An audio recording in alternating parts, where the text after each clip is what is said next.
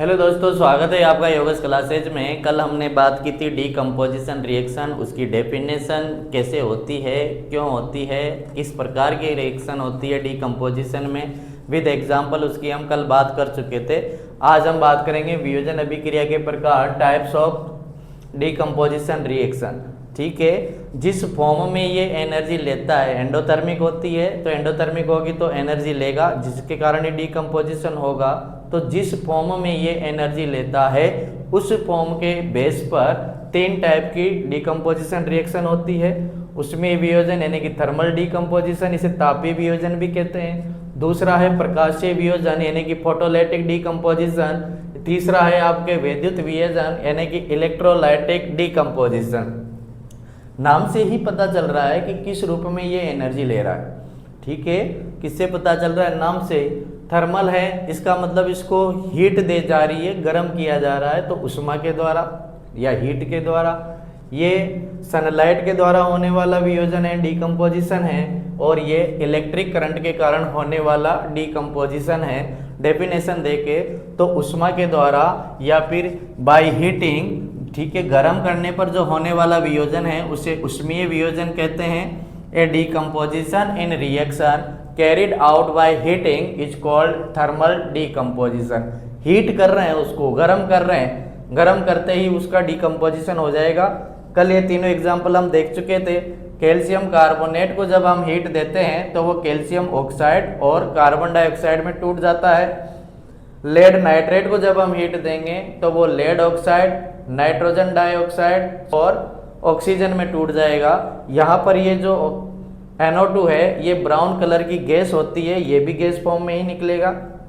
Ferrous sulphate को जब हम गर्म कर रहे हैं तो फेरिक ऑक्साइड, सल्फर डाइऑक्साइड और सल्फर ट्राइऑक्साइड में ये टूट जाता है। अब बात करें फोटोलाइटिक डीकम्पोजिशन की, तो सूर्य के प्रकाश के कारण होने वाला वियोजन प्रकाशीय वियोजन कहलाता है। ठीक है, डीकम्पोजिशन किसके कारण? Occurring due to sunlight is called photolytic decomposition. दो एग्जाम्पल हैं, सिल्वर क्लोराइड और सिल्वर ब्रोमाइड के। सिल्वर क्लोराइड को जब चाइना डिश में रखकर सनलाइट में रखा जाता है तो वो वाइट कलर से ग्रे कलर में चेंज हो जाता है। हमने फर्स्ट क्लास में ही बात की थी कि किसी भी रिएक्शन का पता कैसे चलता है, परीक्षण क्या है, ठीक है, ऑब्जर्वेशन क्या है। वहाँ पर दूसरे नंबर पे हमने कहा था कि कलर में चेंज होगा, तो इसका कलर चेंज हुआ, इसका मतलब रिएक्शन हुई। रिएक्शन हुई तो क्या बना? वो सिल्वर, क्योंकि उसके साथ वाला जो क्लोराइड था वो क्लोरीन फॉर्म में, गैस फॉर्म में उड़ जाता है। ठीक है, व्हाइट कलर का था ये और ये किस में चेंज हो गया? ग्रे कलर में। सेम यही रिएक्शन सिल्वर ब्रोमाइड के साथ होगी। इसको जब सनलाइट में रखेंगे तो सिल्वर रह जाएगा और ब्रोमाइड गैस के रूप में निकल जाएगा। ये रिएक्शन जो है सिल्वर ब्रोमाइड वाली, इसको फोटो या फिर श्याम श्वेत फोटोग्राफी, जिसे ब्लैक एंड वाइट फोटोग्राफी कहा जाता था, उसमें इस रिएक्शन का यूज किया जाता था। पुराने ज़माने में देखा होगा जिसमें दो ही कलर होते थे फोटो में, ब्लैक एंड वाइट, उसमें इस रिएक्शन का यूज किया जाता था। इम्पोर्टेंट है, बहुत सी बार एग्जाम में ये रिएक्शन पूरी पूछते हैं तो बहुत सी बार इसमें रिएक्टेंट पूछते हैं। ठीक है, ध्यान रखना। वैद्युत वियोजन, इलेक्ट्रोलाइटिक डीकम्पोजिशन। इलेक्ट्रोलाइटिक डीकम्पोजिशन का एक्सपेरिमेंट वाटर पर किया गया, तो इसलिए इलेक्ट्रोलाइसिस ऑफ वाटर इसे कहा जाता है, जल का वैद्युत वियोजन कहा जाता है। उसमें दो ग्रेफाइट की छड़ी जल में डुबोई गई, उनके ऊपर टेस्ट ट्यूब रख दिया गया और उन ग्रेफाइट की छड़ों को बैटरी से जोड़ दिया गया टर्मिनल से। तो जब उसमें इलेक्ट्रिक करंट फ्लो करवाया गया तो जैसे ही इलेक्ट्रिक करंट फ्लो करवाएंगे, हाइड्रोजन और ऑक्सीजन अलग अलग आयन में टूटेंगे। हाइड्रोजन प्लस होता है, पॉजिटिव होता है, और ऑक्सीजन नेगेटिव होता है। ठीक है, तो पॉजिटिव वाला नेगेटिव टर्मिनल की तरफ जाएगा और नेगेटिव वाला पॉजिटिव टर्मिनल की तरफ जाएगा और ये रिएक्शन होगी। H2O ये टूटेगा, हाइड्रोजन गैस बनेगी और ऑक्सीजन गैस बनेगी। ठीक है, हाइड्रोजन गैस किस साइड में बनेगी? कैथोड वाले टर्मिनल पर बनेगी। ऑक्सीजन गैस एनोड वाले टर्मिनल पर बनती है। यहाँ पर ध्यान देना, ये गैस है इसलिए मॉलिक्यूल फॉर्म में आई। ये गैस, ये गैस, ये गैस, ये गैस फॉर्म में होने के कारण, ये भी गैस फॉर्म में होने के कारण, जब भी कोई गैस सिंगल फॉर्म में होती है तो उसको मॉलिक्यूल फॉर्म में लिखा जाता है। इसी कारण यहाँ पर इसको बैलेंस करने के कारण 2 आया है। ठीक है, अब विस्थापन यानी कि डीकम्पोजिशन रिएक्शन वियोजन तक अपनी बात हो चुकी है। के बाद अब आती है बारे डिस्प्लेसमेंट रिएक्शन। चलो एक कहानी से समझते हैं। पुराने ज़माने में ताकतवर जो राजा होते थे वो क्या काम करते थे, जो कमज़ोर राज्य था उस पर अटैक करते थे। कमज़ोर राज्य पर अटैक करके उसको जीतकर वहाँ के राजा को क्या कर देते थे, भगा देते थे। यही प्रोसेस, यही पूरी चीज़ें यहाँ पर हो रही है, होती है या नहीं होती। अब वो अगर कमज़ोर है तो वो वापस उस पर अटैक नहीं करेगा, तो जहाँ पर भी ताकतवर की बात आएगी वो कमज़ोर व्यक्ति या कमज़ोर भी जो भी होगा राजा होगा उसको भगा देगा। ताकतवर कमज़ोर को हटा सकता है, ताकतवर कमज़ोर को हटा सकता है। दूसरे एग्जाम्पल से बात करते हैं, तुम्हारे ले लो। जब तुम टेस्ट या पेपर आते हैं तो अपने कमज़ोर दोस्त को छोड़कर होशियार व्यक्ति के पास जाकर बैठ जाते हो पेपर देते वक्त। ये भी डिस्प्लेसमेंट ही है, ये भी क्या है, डिस्प्लेसमेंट। अब तक तो तुम उसके साथ बैठे हुए थे, राम के साथ बैठे हुए थे, शाम पढ़ाई में होशियार है, अच्छे नंबर लाता है, तो टिप्पणी की वजह से उसको छोड़कर उसके साथ बैठ गए। ये भी क्या है, डिस्प्लेसमेंट। तो इन एग्जाम्पल से समझ में आया होगा कि डिस्प्लेसमेंट रिएक्शन यानी कि विस्थापन अभिक्रिया किसे कहते हैं, किसे कहते हैं विस्थापन अभिक्रिया। ऐसी अभिक्रिया जिसमें अधिक अभिक्रियाशील तत्व किसी यौगिक में से कम अभिक्रियाशील तत्व को विस्थापित कर दे या हटा दे, ऐसी अभिक्रियाओं को विस्थापन अभिक्रिया कहते हैं। ठीक है, इंग्लिश में सुन लो, a reaction in which a more reactive element displace or removes a less reactive element from its compound is called displacement reaction। ठीक है, हमने जब शुरू किया, आप चैनल में जाके देखोगे तो शुरू का वीडियो देखना, वहाँ पर हमने बात की थी ये इस फॉर्म में होती है। अगर ए बी सी है, ये ज़्यादा रिएक्टिव होगा तो ये क्या करेगा, सी को हटा, ये बी को हटा देगा। ठीक है, ये चीज़ हमने वहाँ पर देखी थी। अब यहाँ पर आपको एक एक्सपेरिमेंट दिया गया है, क्रियाकलाप दिया गया है। क्या क्रियाकलाप है कि ब्लू कलर का एक सॉल्यूशन है कॉपर सल्फेट का, आगे आएगा क्रिस्टल होते हैं कॉपर के, या जल जब कॉपर सल्फेट में वाटर ऐड किया जाता है तो वो ब्लू कलर में चेंज हो जाता है। तो ब्लू कलर का एक सब्सटेंस है, ठीक है, कॉपर सल्फेट का, उसमें आयरन की नेल्स यानी कि आयरन की कीलें डाली जाती है, लोहे की कीलें डाली जाती है। थोड़ी देर बाद जब हम देखते हैं तो वो कील, वो लोहे की कीलें तो ब्राउन कलर में चेंज हो जाती है और कॉपर सल्फेट सॉल्यूशन का जो ब्लू कलर था वो फेड हो जाता है, बिल्कुल मलिन हो जाता है। ठीक है, हल्का कलर हो जाता है। इसी प्रोसेस को यहाँ पर इस रिएक्शन के द्वारा दिखाया गया है। देखो, कॉपर सल्फेट का ब्लू कलर का सॉल्यूशन था, उसमें आयरन की नेल्स डाली, आयरन कॉपर से ज़्यादा रिएक्टिव है, ताकतवर है, वो कॉपर को यहाँ से हटाकर फेंक देगा और उसकी जगह ले लेगा, क्या बना लेगा, फेरस सल्फेट बना लेगा। ठीक है, ये फेरस सल्फेट का कलर, इसकी वजह से, ये बनने की वजह से इसका कलर फेड हो गया और जो कॉपर होगा वो आयरन की नेल्स पर हल्का सा चढ़ जाएगा।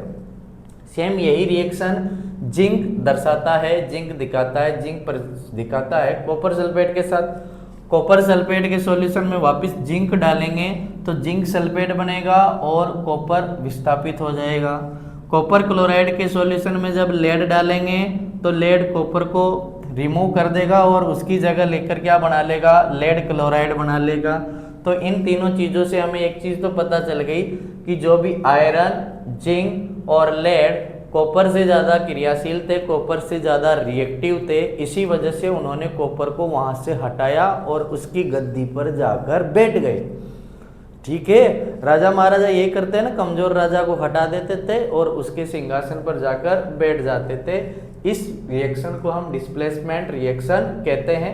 आपसे क्वेश्चन ये पूछा जा सकता है, सर यहाँ से क्वेश्चन कैसे घुमाया जा सकता है? यहाँ से क्वेश्चन इस तरह से घुमाया जा सकता है कि जब नीले रंग के कॉपर सल्फेट या ब्लू कलर के कॉपर सल्फेट के सॉल्यूशन में आयरन की नेल डालेंगे, कीले डालेंगे, तो क्या क्या परिवर्तन होगा? दो परिवर्तन होंगे।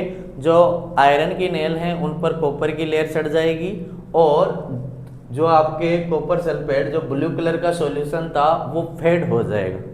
ठीक है, अब हम बात करते हैं डबल डिस्प्लेसमेंट रिएक्शन। किसकी बात कर रहे हैं? Double displacement reaction. Double displacement reaction की अब हम बात करेंगे, ठीक है। करते हैं डबल डिस्प्लेसमेंट द्विविस्थापन अभिक्रिया होती क्या है? क्या होती है डबल डिस्प्लेसमेंट? गाँवों से जो बिलोंग करते हैं उनको आटा साटा पता है। आटा साटा मतलब समझते हो? एक घर में एक लड़का और एक लड़की, दो भाई बहन है। दूसरे घर में एक लड़का और एक लड़की, दो भाई बहन है। तो उनकी जब शादी नहीं होती है तो इधर वाले की लड़की की शादी इधर वाले से, इधर वाले की लड़की की शादी इधर वाले से करवा देते हैं। यहाँ पर भी आटा साटा ही है, ये साइंस का आटा साटा है, ठीक है। तो डबल डिस्प्लेसमेंट रिएक्शन द्विविस्थापन अभिक्रिया की अगर हम बात करें, होगा क्या? ऐसी अभिक्रिया जिसमें अभिकारकों के बीच, किनके बीच? रिएक्टेंट के बीच आयनों का आदान प्रदान होता है। इधर वाले का उधर वाले के पास, उधर वाले का इधर वाले के पास, दो बार विस्थापन हो रहा है, इसका मतलब डबल डिस्प्लेसमेंट हो रहा है। ऐसी अभिक्रिया को द्विविस्थापन अभिक्रिया कहते हैं, ठीक है। तो a reaction in which there is an exchange of ions between the reactants is called double displacement reaction. आटा साटा हो रहा है, ये SO4 पहले Na2 के साथ था, सोडियम के साथ था, क्लोरीन बेरियम के साथ था, क्लोरीन यहाँ से यहाँ आ गया, SO4 यहाँ से यहाँ आ गया, ठीक है। सोडियम सल्फेट एक क्यों लगा हुआ है? इसका मतलब एक्वस है, ठीक है। वाटर में सोल्यूबल है, जल में घुला हुआ है, जलीय विलयन है। यहाँ पर BaCl2 ये भी जलीय विलयन है। इन दोनों को जब मिलाते हैं, बेरियम क्लोराइड और सोडियम सल्फेट को जब मिलाते हैं तो सोडियम क्लोराइड ये तो घुल जाता है पानी में, लेकिन एक जो बेरियम सल्फेट है, बेरियम सल्फेट का इनसोल्यूबल यानी कि अघुलनशील पदार्थ गिलास के नीचे जम जाता है। उस गिलास के नीचे जो जमा है उसको हम अवक्षेप कहते हैं, यानी कि प्रिसिपिटेट कहते हैं। बात समझ में आई? सोडियम सल्फेट की रिएक्शन या फिर सॉल्यूशन फॉर्म में सोडियम सल्फेट की रिएक्शन जब बेरियम क्लोराइड के साथ करवाएंगे तो सोडियम क्लोराइड बनता है और बेरियम सल्फेट बनता है। और ऐसी अभिक्रिया जिसमें प्रिसिपिटेट यानी कि इनसॉल्युबल सब्सटेंस बनता है, ऐसी रिएक्शंस को हम प्रिसिपिटेशन रिएक्शन या फिर अवक्षेपण अभिक्रिया कहते हैं। इससे ज़्यादा पूछने के चांसेस इसके हैं। और एक इसका ध्यान रखना, यहाँ पर जो S लगा है ये प्रिसिपिटेट के लिए लगा है। यहाँ पर क्वेश्चन ये पूछा जाता है रिएक्शन देकर कि इसमें से कौन सा पदार्थ या कौन सा सब्सटेंस प्रिसिपिटेट है, अवक्षेप है, ठीक है। आज के लिए इतना ही। बाकी जो बचा है आपके ऑक्सीडेशन, रिडक्शन और रेडॉक्स, वो अगले वीडियो में करेंगे। हमसे बने रहने के लिए लाइक करें, सब्सक्राइब करें और शेयर ज़रूर करें, ताकि आपके साथ साथ आपके दोस्तों का भी फायदा हो। हम पूरी कोशिश करेंगे कि आपको ज़्यादा से ज़्यादा चीज़ें बता सकें। चैप्टर होने के बाद कुछ क्वेश्चंस, इंपॉर्टेंट क्वेश्चंस पर चर्चा करेंगे। Thank you very much.